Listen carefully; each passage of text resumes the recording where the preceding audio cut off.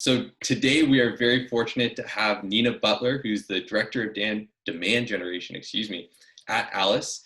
And Alyce is a corporate gifting platform, which is not the same as a direct mail counterpart. So maybe to start us off, Nina, can you share a little bit about the difference between gifting and direct mail? Absolutely. Thanks for having me, Alex. So like Alex mentioned, I lead our demand generation team here at Alyce. And we use our own product as one of the primary ways in which we drive demand. So it's always great when you get to work for a tech company where you simultaneously get to reap the benefits of your own product and kind of test and learn as you go. But really the way in which we think about Alyce and the way we think about gifting within business as a whole and as a strategy is it's much more of an amplification to the work that you are already doing from a demand generation, an event marketing, a field marketing standpoint, an outbound prospecting standpoint. It's an amplification to all those existing efforts in your current channels. So direct mail, the way folks think about, kind of legacy direct mails, it's a standalone channel with a standalone budget. And usually that's complementary to your broader demand generation strategy. Personal gifting is something that you can use to help motivate whatever behavior you're seeking across all of your channels. So maybe if you are a field marketer and you're looking to drive event registrants, you can actually use gifting as a way to incentivize that registration or incentivize that show rate. So it's a way we kind of think about it as like putting gasoline on the flames a bit. Your event marketing, events are already a channel for yourself. Personal gifting and Alyce can come in and help amplify the results that you expect to see with those efforts and those investments. Awesome. Yeah, and that's something that I know for myself, we were just chatting about this, but I grouped them together and didn't realize the difference. So thank you for clarifying that. So today in kind of working through, you are fortunate to be able to eat your own dog food. So we have great examples of how Alyce uses Alyce, and we can kind of walk through those process. So I guess to kick us off, Nina, share a little bit about the main channels that you're using at the top of the funnel to help penetrate accounts. Yep. So we have more of an account-based marketing focus here at Alyce. We are a B2B SaaS platform, which usually allows you to have a pretty focused segment of the market that you're going after. So what we invest in from a top of funnel standpoint to make meaningful headway with those accounts is we run advertising, right? We have our mix of display and video, search, so on and so forth. Events is a huge part of our go-to-market strategy. When they were in person and now digital, they're even more important to some degree. Our website's our biggest marketing tool, of course, for many B2B companies. Social is one of our primary ways in which we distribute our content. Again, content creation and content marketing is a huge part of our go-to-market strategy too, because I think the way we started this conversation, there's a lot of education that needs to happen in the market to think about the nuances between direct mail and personal gifting. And so content's a great way to help, kind of capture that mind share. But those are primarily the channels that we use top of funnel to start to get our brand awareness and our name out there. Okay. And you hit on something there from ABM, and ABM, I think, and just in our conversations that we have, means a lot of different things to different people. So when you think about ABM, what does that mean for you? Like, walk us through how many accounts you're actually targeting. Are you just looking at it as if it's the whole universe, or narrow that down for us a little bit and what that means? Yeah, absolutely. You're spot on. There's, account-based marketing's been around forever, and people have different interpretations of what it actually means in the application of their own business. But the way that we think about it at Alyce is we know our software is the perfect fit for really only a handful of companies. Yes, personal gifting and corporate gifting can be used by nearly anybody, right? But we need to have some discipline around the accounts that are going to be able to see the best results and the best success with our platform. So by the time we think about what all those different attributes of what an ideal customer looks like for us, that leaves us with around 4,000 or so accounts that we think if we're able to successfully acquire, that's going to have our best chance for, retention and expansion within those customers. And then below that, when we, ABM, if you think about it in a pyramid, like really the very top of that pyramid, those tier ones or those platinums, however you kind of, tier out your accounts, only about a fifth of those are like what we consider our gold accounts. So that's only a couple of hundred that we think are like, let's put, it's the 80-20 rule. Let's put 80 or 20% of our focus into getting the 80% of that reward. And so that's sort of what we look at. And then within that, our sales team actually has an even finer subset of like what they consider their whales or what they consider their, their North Star, if you will, for accounts they want to go after. And that's only a handful per AE. And so in that context is helpful from a 4,000 accounts at kind of the top, or like the universe in which you're going after. Walk us through how that changes, or how are you targeting all 4,000 at one point, and then kind of shifting that depending on how things happen, or just walk us through that process and how you narrow that down. Yeah, so we refine our ICP constantly. And we don't make, like, the pendulum doesn't swing too far. We don't decide we're like a B2C company now, right? Like we know our swim lane for the most part, and it takes a lot of discipline. I've been with Alyce for just over a year and a half now. When I first joined up, our ICP, there are a couple of different ways we can go in. So it takes some discipline, and it takes some time to really kind of refine what those attributes look like. And of course, the more customers you acquire, the more attributes you can then point back to see what actually is making those folks successful. But with that being said, about every quarter or so, our team looks at our ICP, we look at our criteria, and we say, hey, have we made any adjustments here? I think a lot of brands right now are moving up market in the wake of some of the shifts in the market that we're seeing. And so as a result of that, some things within your ICP need to change, and you need to maybe adjust your territory lines within your sales team. You need to adjust your marketing strategies to figure out, how to speak to the enterprise, or whatever those adjustments that you are making.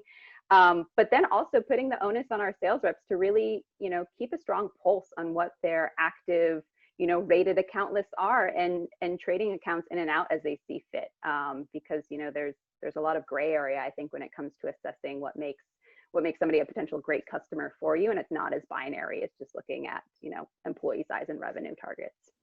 Right. Yeah, absolutely. And there's something to here when you think about ABM. I guess ABM is ultimately, you want to think about it from a full marketing, from outbound to inbound, and making sure you're getting the right people's attention, whether that's through reaching out to them or having them reach out to you. How do you think about inbound leads? And you mentioned personal gifting can be applied to everyone, right? So I imagine the interest you're getting probably isn't limited to those 4,000. So how do you handle that on the other side of it when you have folks that are coming in that aren't within that kind of ultimate ICP that you've defined? Yep.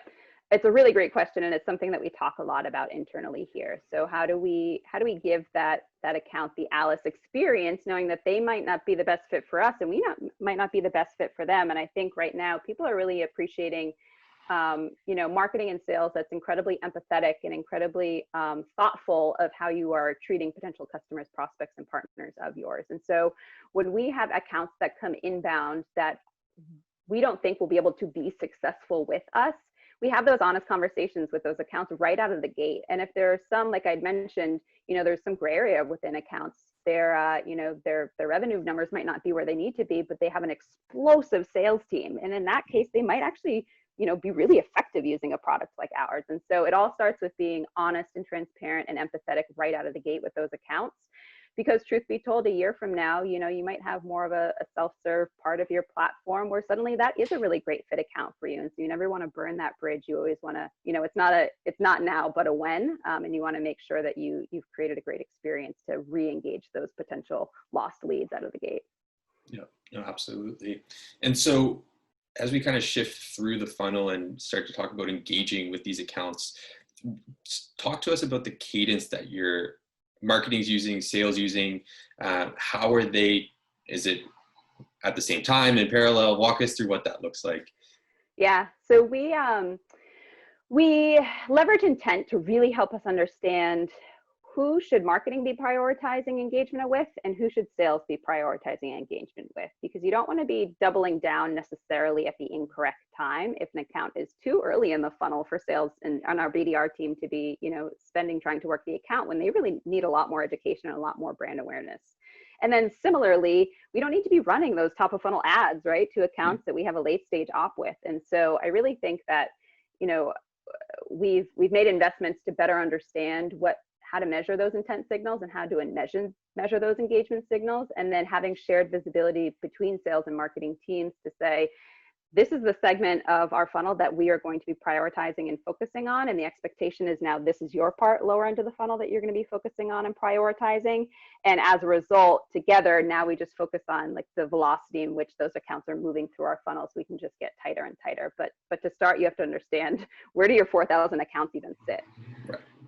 Yeah. And so I think, and you have an interesting inflection point, if you will, from when marketing hands it over to sales. Can you touch on kind of how you see those accounts ultimately converting, but what that inflection point is for you?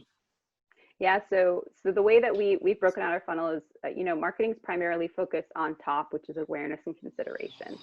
And then the inflection point in which we decide, all right, now sales really needs to be involved, and we need to get much more of that true one-to-one, that true ABM or ABX motion in place, is when those accounts graduate from the consideration stage into the decision stage. And decision and purchase are kind of those late stages, and that's how we've broken it out for ourselves. And so, what we kind of started this all with is that, Alyce, or personal gifting, is a great way to motivate behaviors and motivate accounts through the funnel. We really lean into that super heavily at that inflection point. And so when we have accounts that we know their interest is surging, they are, the ultimate hand raisers, that's when marketing hands those accounts over to sales between that consideration into purchase stage. And that's where we reach out with a hyper-personal, hyper-relevant gift. And that's generally where the majority of our new business meeting bookings are happening. Okay. And you talk about intent, but do you view intent from a first party aspect of people that are increasing consumption, let's say, across all of your own content versus the third party or other channels, whether it's second or third? How do you think about that intent surge? All of it. So, it's important to us that we're understanding engagement within the known parts of our funnel, and those are things like website visits and form fills and webinar signups and things like that, and then also marrying it with the dark parts of your funnel, which is what are the keywords that our accounts are consuming content around before we even know who they are. If we know an account is surging on personal gifting, well, that's going to increase their engagement score much more than somebody just coming to our website once. And so it's really important to have both aspects of that, because again, as you get account based, suddenly prioritization is the name of the game, right? You want to be focusing your collective time and your resources on working in the accounts with the highest propensity to buy or to open an opportunity with you. And so as a result, you need to be reading all of those intent signals in aggregate in order to make those prioritization decisions.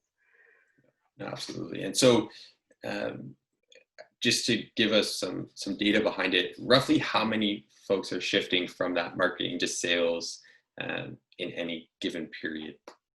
Yeah, so our, like I mentioned, the gifting is really the ultimate incentive, or establishing reciprocity that we want to be doing with those accounts at that inflection point. And we generally see around like a 12 to 15% new meeting booked rate once we're reaching out from an outbound or BDR standpoint to get those new business meetings. And that's because we have matured those accounts through our funnel to the point in which we know they're ready to be hearing from us, and we know that they're consuming content around personal gifting or ABM or digital marketing strategies. And so we know that we're hitting them not only with a respectful way to reach out and a relatable way to reach out, but also a relevant way to reach out. They're ready to hear from a company like ours. Yeah, no, that makes sense. So I guess, and let's move down a little bit down the funnel, maybe just in terms of when we think about gifting. I think there's probably a wide range of amounts of money that you can spend on a gift, and that correlates with the amount of money that a deal is ultimately worth. But how much are you typically willing to gift a prospect in order for them to ultimately, hopefully, take a meeting? Yeah, we've done a ton of research on this ourselves. The sweet spot that we see for our own segment of the market we're going after is around $50 a gift. But truth be told, the dollar value isn't as meaningful to somebody as the perceived value of the gift. So a $50 Amazon card is just not going to resonate with somebody as well as maybe a Celtics jersey will if Alyce's research has uncovered that somebody is a huge Celtics fan. And so the dollar amount's a little bit indifferent at that point. It's the level of effort, or the perceived level of effort that you've put into that outreach is the thing that really moves the needle and ultimately, generates that new business meeting. Got it. And you mentioned that the SDRs kind of take that inflection point. Do they have full autonomy to go out and gift regardless? So a Celtics jersey, I think, would probably be a little bit more than $50, but do they have that autonomy to be able to do that? Or are they going through kind of a check and balance to make sure that it's approved, or is there a limit? Walk us through that, the mechanism. Yeah, so So the way we do this here at Alyce, and the way our customers do too, is, the marketing team's the one that actually sets up the permissionings of the campaign. And you want to be mindful of like the budgets, right? You don't want somebody to go rogue and gift that trip to Hawaii that we have in our marketplace. Although I'd like to receive that if anybody's giving it away. So you want to make sure there's some checks and balances put in place. But beyond that, the autonomy is really put on the BDR to take those personal insights that Alyce's research is able to surface on an individual person, take those recommended gift options and make sure that they are the perfect combination. If you see somebody that loves horses, you really probably want to make sure that you're either making a donation in their name to, the SPCA, or giving them, a book about horses or something along those lines, because that really is what moves the needle, especially now where people want to be seen as people. They don't want to be seen as their marketable persona. I get reached out to all the time as Nina, a demand gen marketer, but I'm Nina, like a huge Pats fan, and I love being at the beach, and I love my niece and nephew, and those are the things that make me productive in my 9 to 5, so to speak, is really those 5 to 9 interests, and that's the way I want to be interacted with when I do business. Makes sense. And so, first off, I'm sorry that you're a Pats fan and Tom Brady is left, and I'm sure there's a whole other conversation there. But so and that makes sense, right? It ultimately, an ABM, I think, is that person although it is focusing on an account, you ultimately do have to really know what that person is interested in and where their priorities lie to be able to be effective. Mm-hmm. You can't ultimately, Apple won't be signing the check. There will be an individual within Apple who is doing that and who is vouching for you to get that check signed. So I think there's a big conversation around kind of how you go to market using gifting. Give us an example of what percentage of opportunities or meetings are coming from a touch point with a gift versus without. Yeah, so we're predominantly outbound motion. Our inbound muscle isn't as mature as it will soon be. And so as a result, about 25%, I'd say, of our new business meetings come by way of inbound, but the remaining 75 are generated by us leveraging personal gifting at that strategic inflection point as accounts move from the consideration into decision and purchase making stages. As a result, though, we can justify those costs. So for us, if we're able to essentially acquire half of our pipeline, free, meaning like an aggregate of everything we've already invested into our website and event marketing, and then the other half comes by us actually making a monetary investment to get that specific new business meeting, those economics work for us. Cool. And so I guess to maybe close this off in terms of focusing on the economics, in 2020, when you think about the average spend to pipeline generated across all of your accounts, what do those numbers look like when you're using gifting? Yeah, so in 2020, our current, pipeline generated to spend ratio is around 25-1, which is making personal gifting one of our more profitable channels. Like I mentioned, those unit economics work for us if we're going after that smaller segment of the market that has the right size ACV, has the right expansion potential for us. Like those numbers all work out for us. But I think there's a 1-2 punch, right? It's like gifting coupled with reaching out and leveraging gifting at that right strategic moment, because you could spend a lot of money on gifting if it's not well timed and you won't see the return that you're expecting. So you do need to be conscientious about when you're leveraging gifting, because if you just take a one-to-many approach with it, similar to how direct mail actually sort of satisfies that, direct mail does that a little bit more economically. You want to reserve personal gifting for when you have those premium high value customers or partners or prospects that you're looking to make meaningful engagement with. Yeah, and I think that's a big takeaway here as well, is that it is, when you start to think about personal and gifting, it's much different than just sending out a pair of socks with your logo on it. It is much more geared towards what that individual is going to want to receive and is going to be receptive to. And I think that speaks to the results that you see on the other end as well. So Nina, I really appreciate you coming on and sharing all of this detail with us. It's incredible the success that you're generating. 25-1 in spend to pipeline is awesome. I know many marketers would be keen to have those types of numbers. And just from our notes, I know that that's not even, some of your customers have even better results. So it's incredible. If people want to connect with you, whether to learn more about you or learn more about Alyce, what's the best way to connect? Yep. So I'm on LinkedIn. You can find me, Nina Butler. You'll see that I work at Alyce, or you can reach me via email. I'm nina@alyce.com. Nice and straightforward. Awesome. Thanks, Nina. Thanks for having me, Alex. Take care. I hope you enjoyed another unfluffy episode of the Show Me the Data podcast. If you want to become part of our community with other demand gen leaders and get exclusive access to Q&As with the guests we have on the show, click the link in the description of the podcast.